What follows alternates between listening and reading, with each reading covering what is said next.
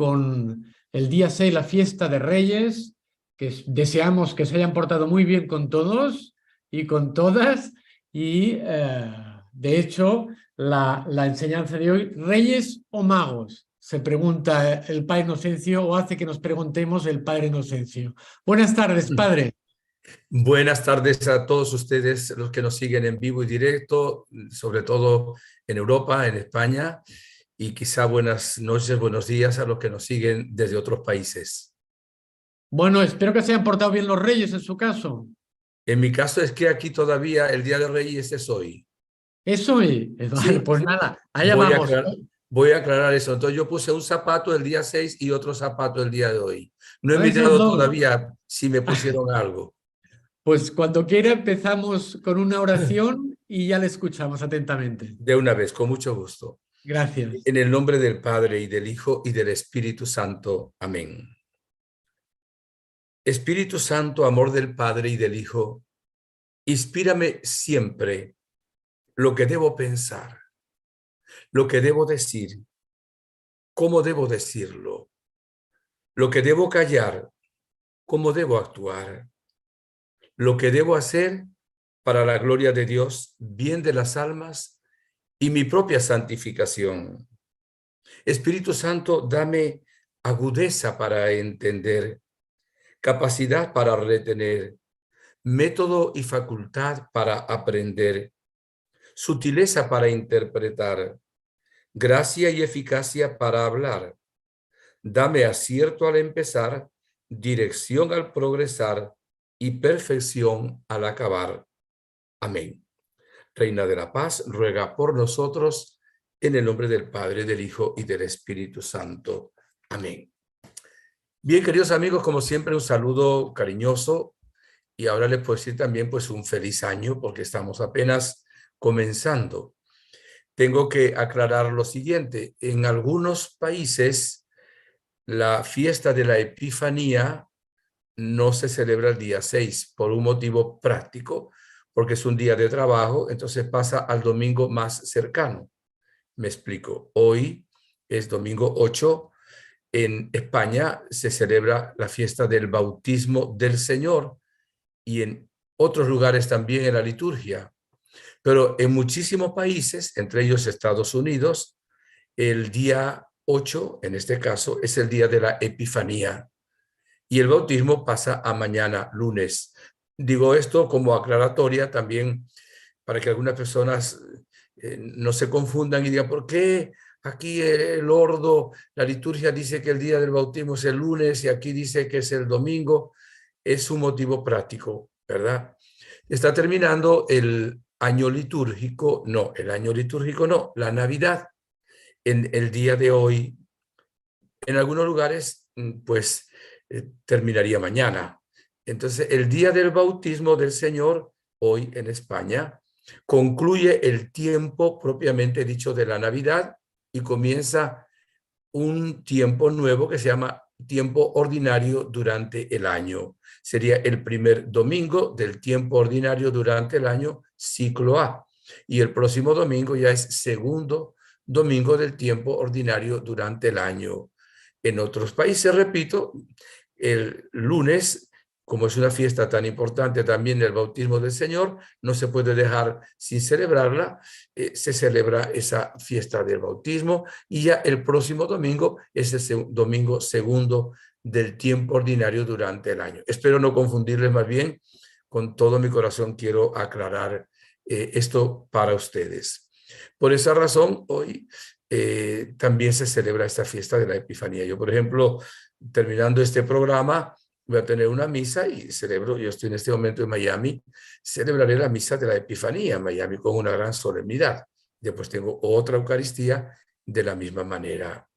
Quisiera compartir un poquito lo que dice la palabra en el Evangelio de San Mateo. San Mateo es el evangelista que nos narra el homenaje que hicieron los magos de Oriente al niño Jesús. Voy a leer algunos pedacitos. Dice, Jesús nació en Belén de Judá en tiempos del rey Herodes. Por entonces sucedió que unos magos, mira la palabra que dice, unos magos de Oriente se presentaron en Jerusalén preguntando: ¿dónde está el rey de los judíos, que acaba de nacer?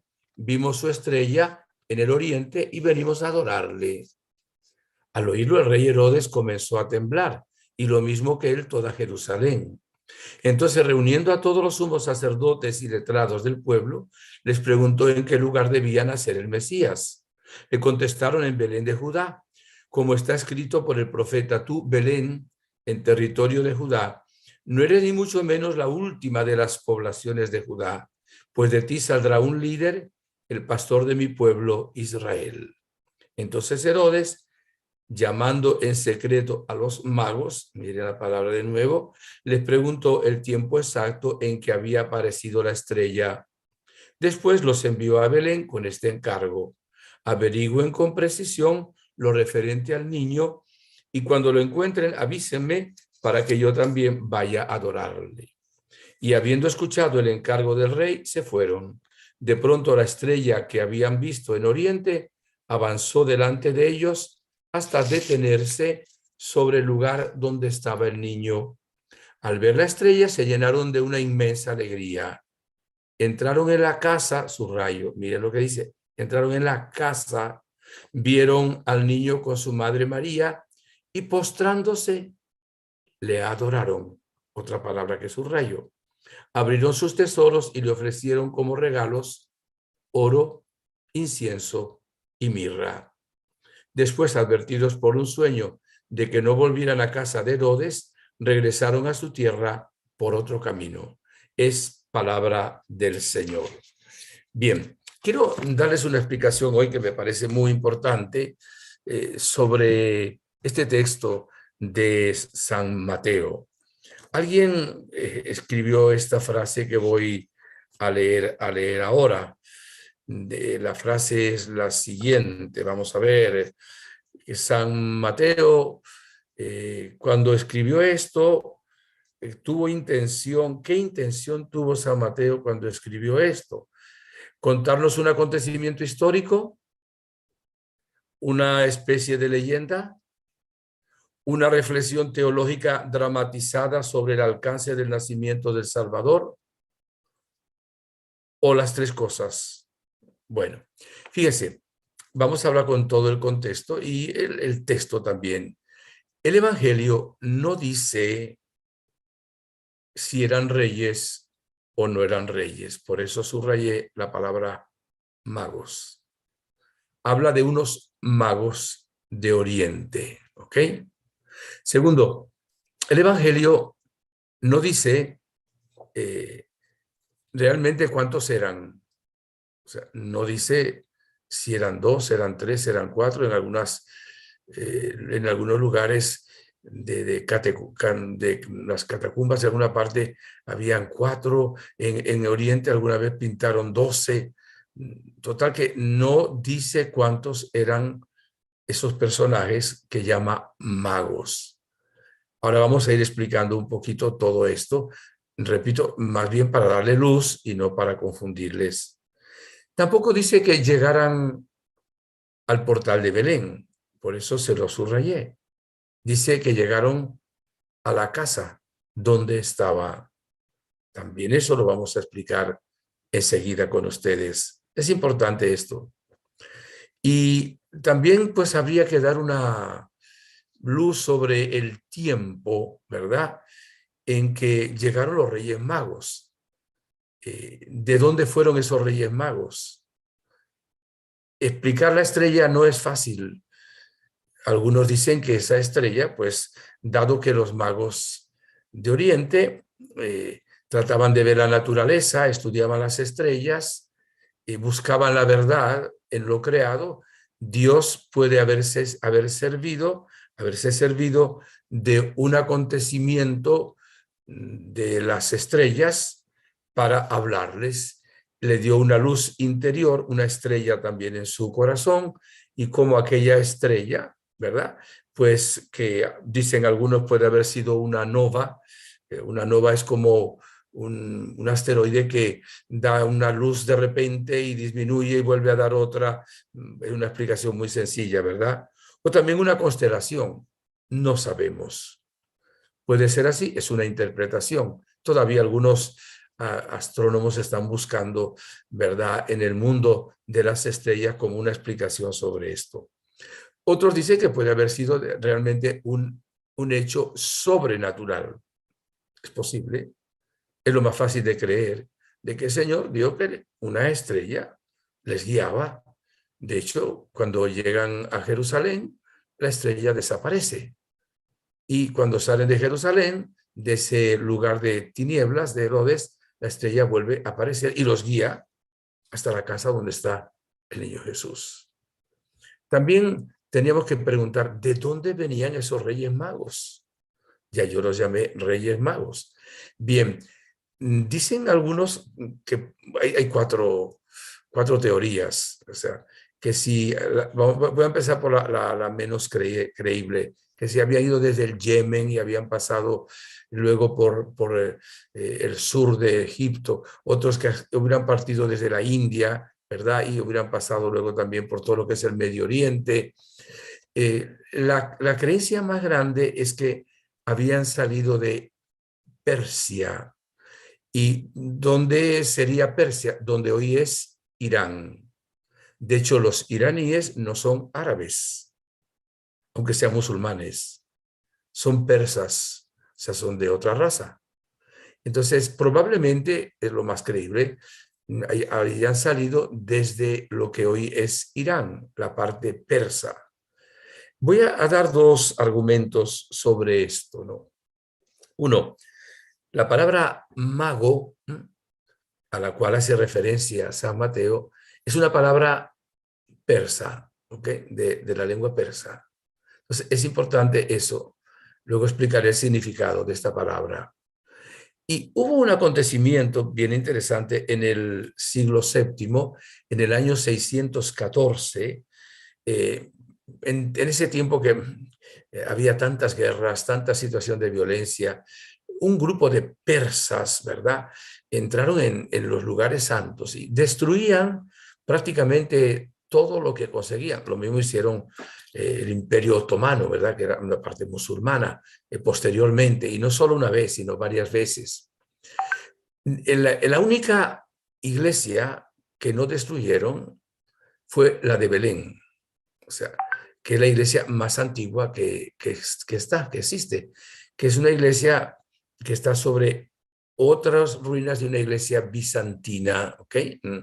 Que por cierto está en manos de los hermanos ortodoxos, y al lado está la iglesia católica, pero hay una buena relación y se comunican ambas, y hay una parte incluso en donde nació el niño Jesús, que está la estrella, es la parte que tienen los armenios ortodoxos, y donde estaba el pesebre, digamos 3 metros, está de la Iglesia Católica. Comparten incluso las religiones ese lugar para celebrar misas, etc. Hay todo un protocolo al respecto. Bien, cuando llegan estos persas, repito, en el 614, ven unas pinturas en la pared de la iglesia de gente vestida con unos atuendos semejantes a los de los persas. Entonces ellos dijeron, ¿estos son de los nuestros? O sea, esto como que es nuestro. Y no destruyeron la iglesia, digamos hoy la Basílica de Belén. Entonces, esos acontecimientos pudieran darnos indicación de que hayan partido de Irán. No tiene mucha importancia, pero pues tiene cierta importancia también de conocimiento. ¿Qué distancia aproximada habría desde Irán o desde lo que era la antigua Persia hasta Belén? Un poquito más de 2.000 kilómetros, 2.100 y pico, dicen los entendidos. ¿Cuánto se tardaría en ir desde ese lugar, Persia, hasta Belén? Un poquito más de 80 días, caminando, ¿verdad?, con dromedarios, camellos, etcétera, etcétera. Esto significa que estos magos de Oriente, a los cuales los llamamos los Reyes Magos, deben haber tardado varios meses en llegar desde ahí hasta Belén. No sabemos desde el momento que ven la estrella y empiezan el discernimiento, si vamos, no vamos, ellos iban a ver un rey, pero en su corazón seguro que pensaban que era una divinidad también, me imagino, también por el ofrecimiento que hizo uno de ellos o uno de ellos. No sabemos cuánto tiempo tardaron de verdad y en cuánto tiempo fueron. Lo cual significa, no se escandaliza de lo que le voy a decir. Primero, el niño Jesús ya no estaba en el portal de Belén, lo dice el evangelista. Ya había pasado tiempo el portal de Belén, pues como no consiguieron sitio en la posada, allí dio a luz la Virgen María. Pero ya pasados meses o semanas, ya habían conseguido una casita, o sea que ya estaban en una casa. A los 40 días de nacido el niño, la Virgen María y San José fueron al templo de Jerusalén a presentar el niño a los 40 días. Volvieron otra vez. Hay gente que piensa que estuvieron en Belén más de un año. Eso piensan algunos. Se lo he escuchado a varios guías. O sea, que estuvieron un año y pico probablemente en Belén.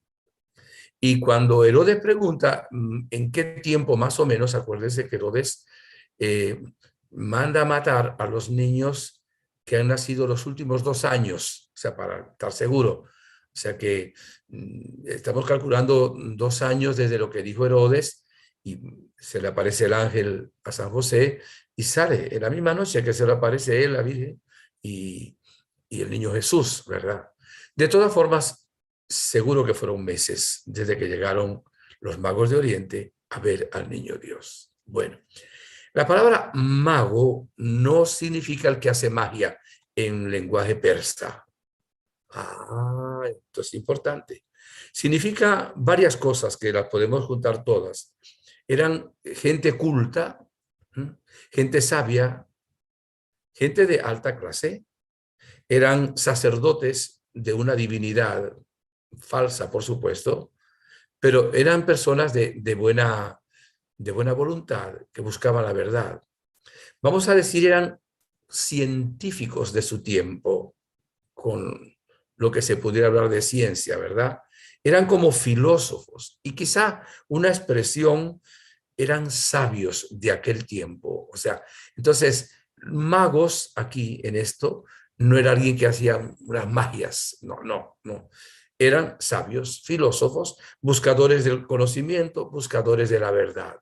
Eso es importante. Hasta el siglo III no se dijo si eran reyes y cuántos eran. Hubo 2 personajes, uno Tertuliano, muy famoso, y otro Orígenes. Pero Tertuliano, pues dijo, deben haber sido reyes. ¿Y por qué razón? Primero porque eran gente culta, gente de poder, fueron donde el rey Herodes, no cualquiera tenía un acceso a ir donde el rey Herodes a preguntar dónde habría nacido el niño Jesús. Pero cuando vemos la primera lectura del profeta Isaías y luego el Salmo 71, solo les leo algunos pedacitos. Dice, caminarán los pueblos a tu luz y los reyes al resplendor de tu aurora. Continúa el Salmo. Los reyes de Occidente y de las islas le ofrecerán sus dones. Ante él se postrarán todos los reyes. Dado su carácter de cultura, de haber llegado donde Herodes, de que era gente pudiente, era gente rica, el estatus que tenían no era un estatus cualquiera. Y además, esta lectura que tomamos hablan de que reyes iban a ir a postrarse delante de él y hacerle regalos. Entonces, probablemente eran reyes.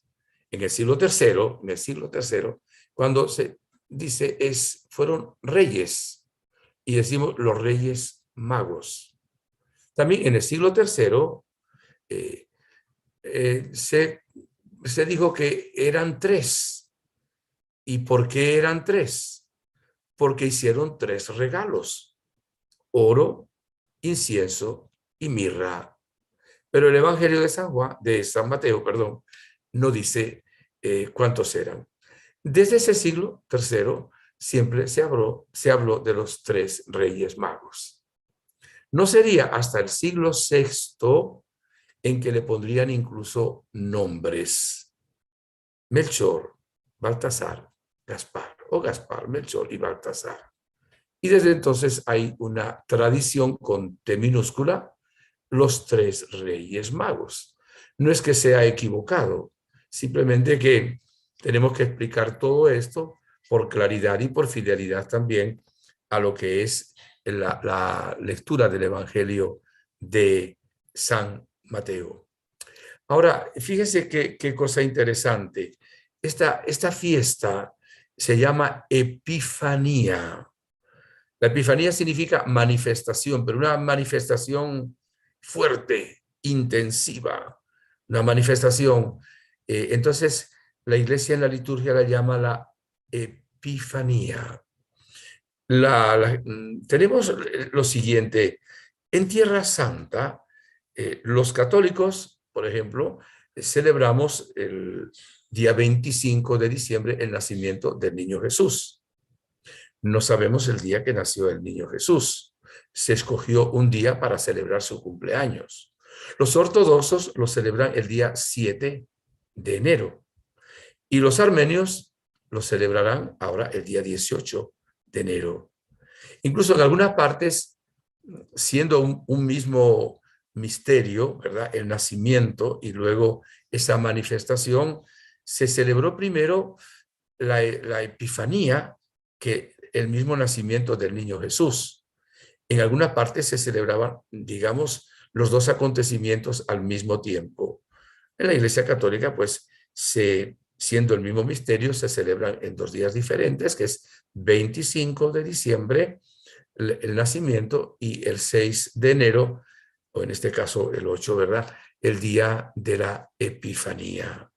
Entonces, la Epifanía y el centro de lo que se celebra hoy no es lo que les he dicho. Ese es el ropaje. Lo más importante es esto: ese niño que nace en Belén es Dios. Entonces, Dios se manifiesta a la humanidad en forma humana como un niño. Y a los primeros que se manifestó fue a los pastores. Y luego en esos magos de Oriente, digamos, si queremos, en esos 3 reyes magos, que eran paganos, que eran gentiles, que no eran judíos, se manifiesta el niño Jesús. Se manifiesta como Dios, se manifiesta como rey. Y evidentemente fue una epifanía para esos magos de Oriente. Ya fue una epifanía que se les apareciera una estrella. Hay que ver el discernimiento, el hambre de la verdad que tenían para caminar más de 3 meses, ¿verdad? Para buscar a ese personaje que no sabían dónde ni cómo. Y deben haberse llevado una sorpresa muy grande. Tal vez no, porque a lo mejor esperaban otra cosa y vieron un niño pobre, una madre pobre, un padre adoptivo pobre, claro, con mucha paz, en la casita donde ya estaban después de haber nacido el niño Jesús unas cuantas semanas antes. Y ahí tienen la manifestación, tienen una luz profunda en su ser, en su corazón. Esa luz los lleva a reconocer que ese niño no es solo un niño, no es solo rey, no es solo humano, es Dios. Y le ofrecieron, después de adorarlo, esto es importantísimo, lo subrayé, ¿qué hicieron los magos? Adorarlo. Se adora solo a Dios, adorar al niño Jesús. Y después le ofrecieron oro, reconociéndolo como rey, incienso, reconociéndolo como Dios, y mirra, reconociéndolo como un ser humano. Luego se volvieron por otro camino. Hay hoy una tradición, no sé cuán cierta es o no, que dice que los restos de los reyes magos, de los 3 reyes magos, están en Alemania, en una ciudad que se llama Colonia, están la catedral. Yo no he estado en ese lugar. ¿Cuán cierto será esto o no? Sinceramente, no tengo las palabras como para asegurarles esto a ustedes, pero se celebra la fiesta de los Reyes Magos, o sea, como los restos de estos 3 personajes. Es importante. ¿Qué sería ahora para nosotros la Epifanía? Primero, saber que el Señor también se nos quiere manifestar a nosotros. Se hizo niño, se hizo visible el que es invisible por ser Dios, que existe desde toda la eternidad como Dios y entra en la historia humana para hacerse visible. Posteriormente, habría muchas manifestaciones. En el bautismo de Jesús, el Espíritu Santo viene en forma de paloma sobre él. Se oye la voz del Padre. Fue una teofanía, es cierto, pero fue una epifanía, también una manifestación. Fue una manifestación de Jesús cuando en el monte alto, se piensa que fue el monte Tabor, se transfiguró Jesús y los apóstoles vieron, Pedro, Santiago y Juan, solo ellos, esa transfiguración, o sea, una manifestación de la divinidad de Jesús. Lo mismo en los milagros que hizo Jesús, que hizo el Señor.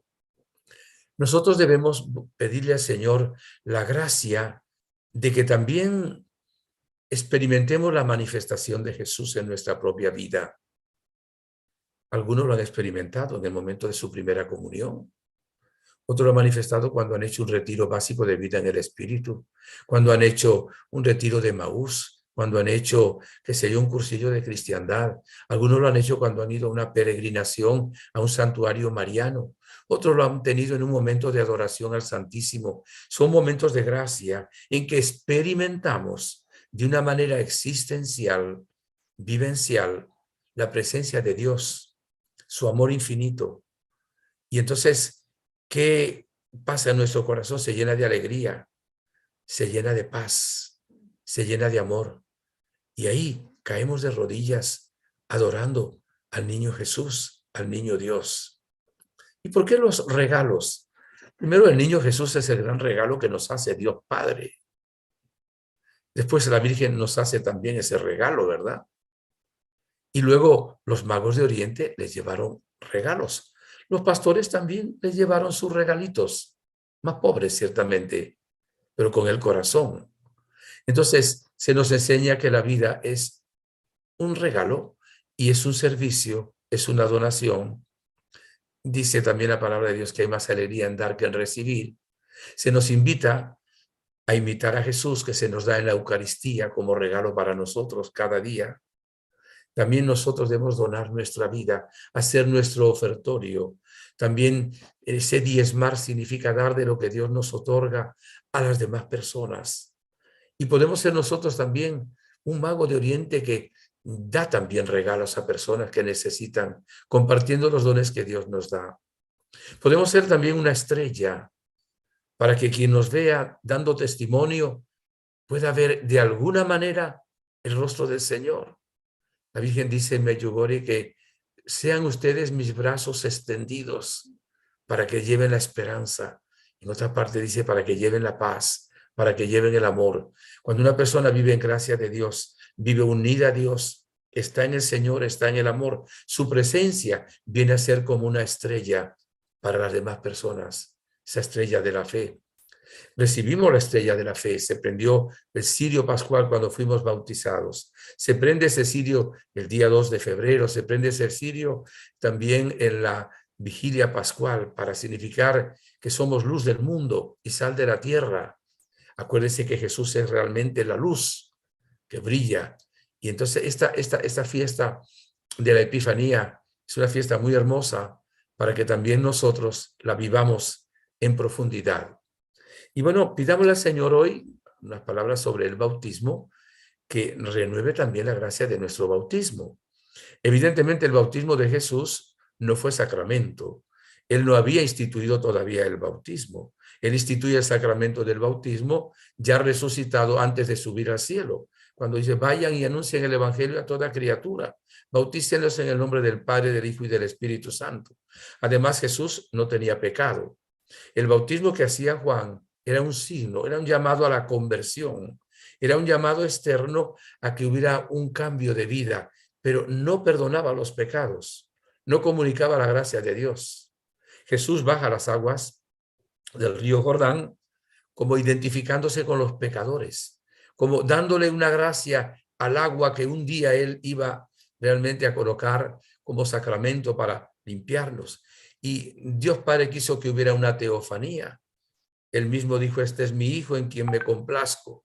Tengo mis complacencias en él. Y el Espíritu Santo bajó en forma de lengua de fuego. Hoy, para España y mañana para otros países, se deberá renovar también la gracia de nuestro bautismo, que sería abandonar también toda situación de pecado.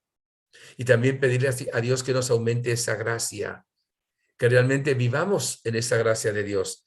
Esa gracia vale más que la vida humana, dirá el Salmo 62, versículo 4. Y por eso estamos contentos de poder tener la vida eterna, la misma vida que vive Dios Padre, Dios Hijo y Dios Espíritu Santo. En muchas partes se rocía también con agua bendita en un momento de la misa a las personas que están ahí para pedir que se renueve la gracia de nuestro bautismo. Se lo pido también al Señor para todos ustedes, que la gracia del nacimiento de Jesús, la gracia de la teofanía de Jesús, de la epifanía de Jesús y también la gracia del bautismo se renueve en este día, en estos días, para gloria del Padre y para la felicidad de cada uno de ustedes. Que la Virgen María, la Gospa, les cubra con su manto de amor, ella que no necesitó bautismo porque estuvo preservada del pecado original y llena de gracia desde el momento de su Inmaculada Concepción. Gracias por su atención. Los que me escuchan en Estados Unidos y en Europa, en América, pero sobre todo en Estados Unidos, les quiero recordar que vamos a tener un congreso nacional, María Reina de la Paz, este próximo fin de semana, viernes 13, sábado 14 y domingo 15 de enero. Vamos a estar como predicadores el padre Jordi Rivero, el padre Fernando Orejuela, el padre Inocencio Llamas. Estará también presente Monseñor Isel, un obispo emérito, y va a ser en una población que se llama Pinecrest, en una casa que se llama Morningstar en Rinewall Center. Pueden pedirle información al Florida Center for Peace de Miami, los que quieran participar, que todavía no se han inscrito. Me decía ayer la señora Delita Simán, que es la coordinadora del Centro de Paz de Miami, que todavía había algunos cupos. Y no dejen de orar, porque tenemos también muchas actividades.